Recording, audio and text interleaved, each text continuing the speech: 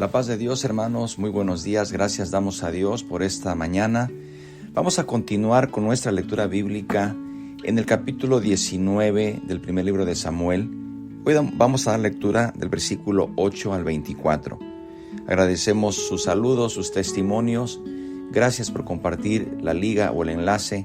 Y desde luego envíenos sus peticiones porque al final nos unimos para orar y confiamos que Dios puede obrar. Vamos a dar lectura a la palabra de Dios.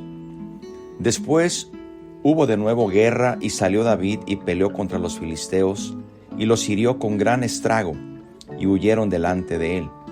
Y el espíritu malo de parte de Jehová vino sobre Saúl y estando sentado en su casa tenía una lanza a mano mientras David estaba tocando. Y Saúl procuró enclavar a David con la lanza a la pared. Pero él se apartó de delante de Saúl, el cual hirió con la lanza en la pared, y David huyó y escapó aquella noche. Saúl envió luego mensajeros a casa de David para que lo vigilasen y lo matasen a la mañana. Mas Mical su mujer avisó a David diciendo: Si no salvas tu vida esta noche, mañana serás muerto. Y descolgó Mical a David por una ventana, y él se fue y huyó y escapó. Tomó luego Mical una estatua y la puso sobre la cama, y la acomodó por cabecera una almohada de pelo de cabra, y la cubrió con la ropa. Y cuando Saúl envió mensajeros para prender a David, ella respondió: Está enfermo. Volvió Saúl a enviar mensajeros para que viniesen a David, diciendo: Traédmelo en la cama para que lo mate. Y cuando los mensajeros entraron, he aquí la estatua estaba en la cama, y una almohada de pelo de cabra a su cabecera. Entonces Saúl dijo a Mical: ¿Por qué me has engañado así y has dejado escapar a mi enemigo? Mical respondió a Saúl: Porque él me dijo: Déjame ir, si no yo te mataré. Huyó pues David y escapó, y vino a Samuel en Ramá, y le dijo todo lo que Saúl había hecho con él. Y él y Samuel se fueron y moraron en Naiot. Y fue dado aviso a Saúl diciendo: He aquí que David está en Naiot en Ramá.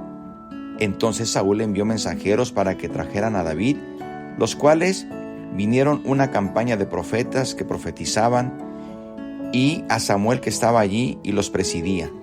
Y vino el Espíritu de Dios sobre los mensajeros de Saúl, y ellos también profetizaron. Y cuando lo supo Saúl, envió otros mensajeros, los cuales también profetizaron. Y Saúl volvió a enviar mensajeros por tercera vez, y ellos también profetizaron. Entonces él mismo fue a Ramá, y llegando al gran pozo que está en Secu, preguntó diciendo: ¿Dónde está Samuel y David? Y uno respondió: He aquí están en Naiot en Ramá.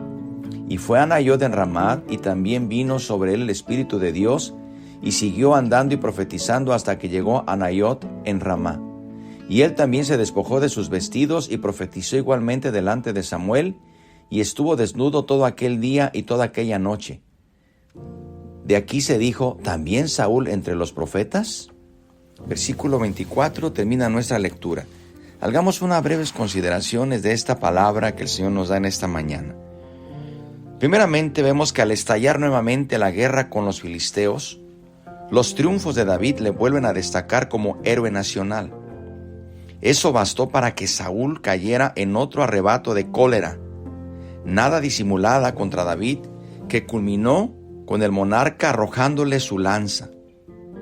Dice la Escritura que David corrió por las oscuras calles hasta alcanzar la casa en que vivía con su esposa, y ya nunca volvió al palacio. Aquel sitio no era un lugar seguro para él, porque ahí estaba aquel hombre lleno de ira y de locura, procurando matarle. Así que él procuró alejarse de Saúl y no volver a exponer su vida.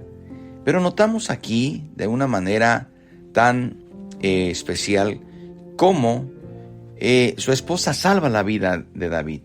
Realmente fue la que le da aviso a David, y al verlo amenazado, ella se decide cooperar para salvar su vida.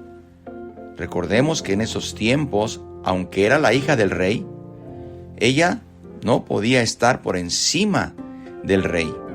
También su vida la expuso. Ella ciertamente recurrió a una situación para salvar a su esposo, Y esto no significa ni justifica la mentira, pero simplemente vemos que ella estaba salvando la vida de su esposo de la ira de un hombre como su padre que solo quería matar a David, su esposo. Queridos hermanos, vemos aquí cómo David de alguna forma trata de escapar una vez más de Saúl. Y ahora vemos que él recurre a Samuel. Recurre a Samuel para darle a conocer lo que está pasando.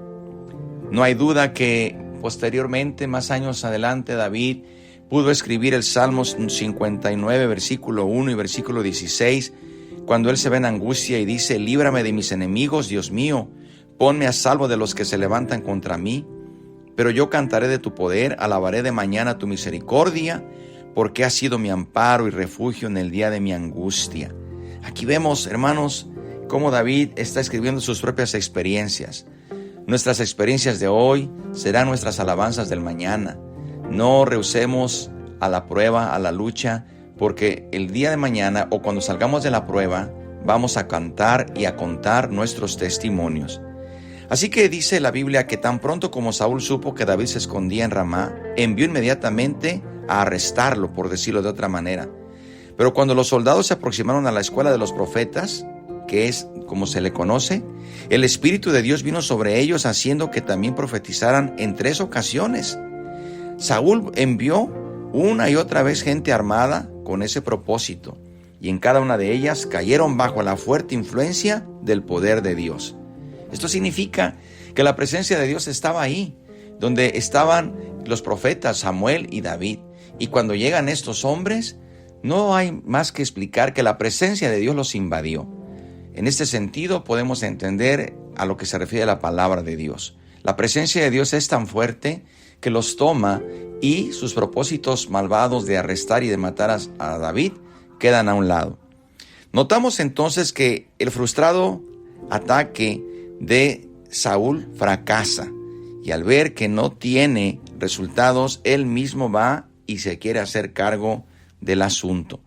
Pero lo curioso y lo maravilloso y lo grande es que cuando él llega, también la presencia de Dios lo toma. Esto quiere decir nuevamente que cuando estamos en la presencia de Dios, cualquier situación, cualquier ataque del enemigo será derribado.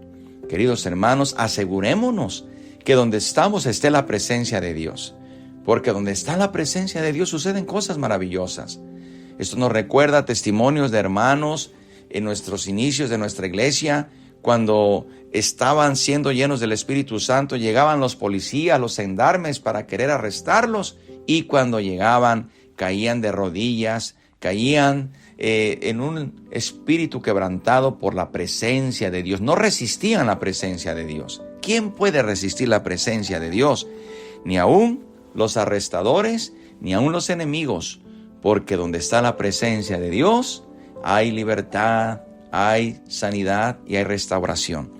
¿Qué le parece si en esta mañana oramos y decimos: Señor, invádenos con tu presencia, llena este lugar de tu presencia, llena mi casa, llena mi centro de trabajo, llena mi iglesia, llena mi familia? Porque, queridos hermanos, si recurrimos a la presencia de Dios como lo hizo David, que fue al lugar correcto, donde se oraba, se alababa a Dios, ahí suceden cosas maravillosas. Oremos al Señor. Padre nuestro, te damos gracias por esta mañana. Recibe la honra y la gloria, Señor. Pedimos que tu presencia invada este lugar, que tu presencia llene mi hogar, llene mi vida en este día. Que tu presencia, Señor, llene mi centro de trabajo, mi lugar de trabajo. Que tu presencia llene cada espacio de mí. Ayúdame, Señor, para que mis perseguidores, mis enemigos, todo ataque del enemigo, toda arma forjada del enemigo contra mi familia, contra mi hogar, no prospere, porque tu Espíritu Santo está alrededor nuestro. Señor, te pido por los que están pasando tribulaciones, pruebas, situaciones difíciles. Llénalos de tu presencia, rodéalos con tu Espíritu Santo. Creemos, Señor, que tu Espíritu Santo está con nosotros. Muchas gracias por este día, por esta mañana y por esta lectura que tú nos concedes. Todo esto, Padre, te lo pedimos en el nombre precioso de Cristo Jesús. Amén. Le invito para que siga escudriñando las Sagradas Escrituras y deje que el Señor le hable y que el Señor nos siga instruyendo en su palabra. Que tenga un buen día, que el Señor le bendiga rica y abundantemente. Y recuerde, el día de mañana le esperamos con nuestra siguiente lectura bíblica matutina. Por lo pronto deseo que la paz de Dios sea con cada uno de ustedes.